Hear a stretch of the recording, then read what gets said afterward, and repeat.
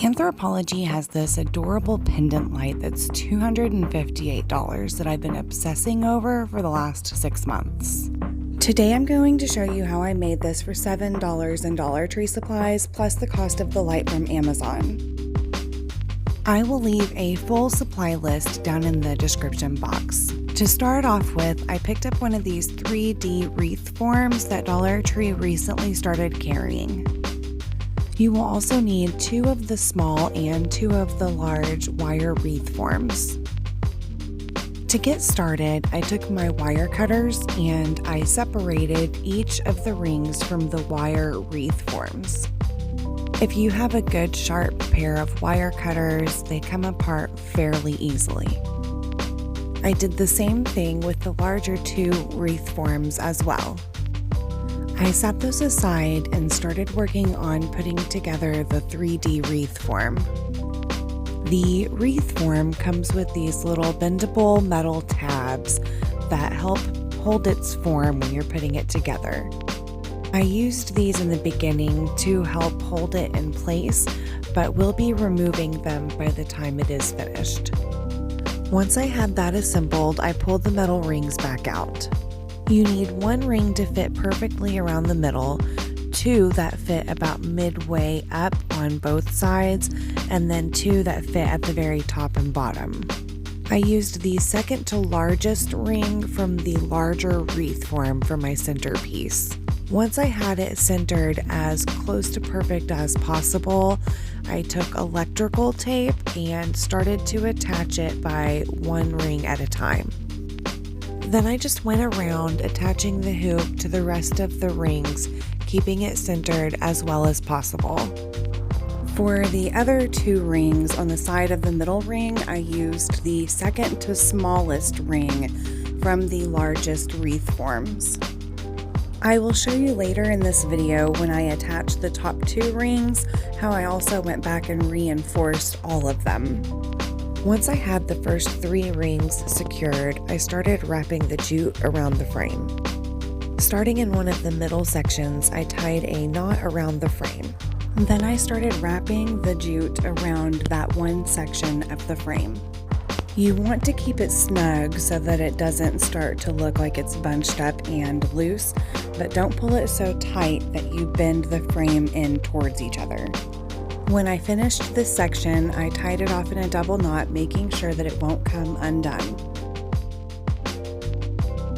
Next, I repeated the same steps on the following section, going horizontally instead of vertically. And this is where I made my first mistake. The top section is a little narrower than the bottom, and I started wrapping this around on the bottom. So it starts trying to slip up and doesn't stay as tightly wound. Once I figured that out and I started every section at the more narrow end, I didn't have that problem again.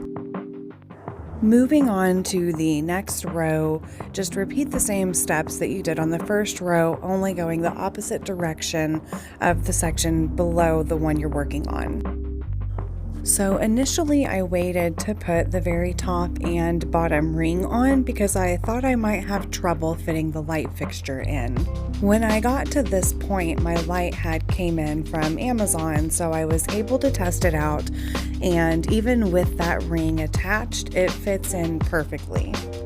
I used the smallest ring from the smallest wreath forms for the top and the bottom and went ahead and attached these before moving on. If I was going to do this over again, I would have just attached these in the beginning as well. At this point, I decided to also reinforce where every hoop intersected each other. I used floral wire from Dollar Tree and just wrapped it around each place where I had previously used the electrical tape. I figure in the long term, if the tape starts to lose its stickiness, that this will help hold it together, but by itself, it would have not kept the rings from sliding around. And by the time I'm done putting this together, the jute will cover all of the corners, so the tape and the wire won't be visible. And I just continued to wrap the jute around every section until I got to the very last one. I didn't film this, but I also covered these little crossbars on the very bottom with jute as well, since the bottom will be visible. So I will link these lights in the description box below. They came in a 2-pack on Amazon, and each light comes with these 2 clips as well as 2 hooks for the ceiling. I just dropped the light socket down in between the little wires on the frame, and then I stuck the light bulb through on the side in between the jute. It's easy enough to just push the jute back down where it was. Figure out how far down you want the light to hang inside of the pendant shade. Once I had it positioned, I took one of the white clips that came with it and I clipped it inside of the pendant shade on one side and then wrapped the cord over the wire frame and clipped it on the other side, if that makes any sense. You can see here that it's basically the cord wrapped around one side and the clip on the other, and that's what holds the shade in place. I used the second clip further up on the wire. That's what will hang from the hook in the ceiling. So here's another quick look at my Anthropologie inspiration, and here is my end result. I'm so excited about how this turned out. I'm focusing on adding more natural elements to my living room, and I feel like this definitely accomplished that. And at night, this lets off such a beautiful warm glow. If you enjoyed this video, please hit the like button to let me know. And if you don't want to miss any future content, don't forget to subscribe and hit that notification bell. Thank you so much for watching, and I will see you guys next time.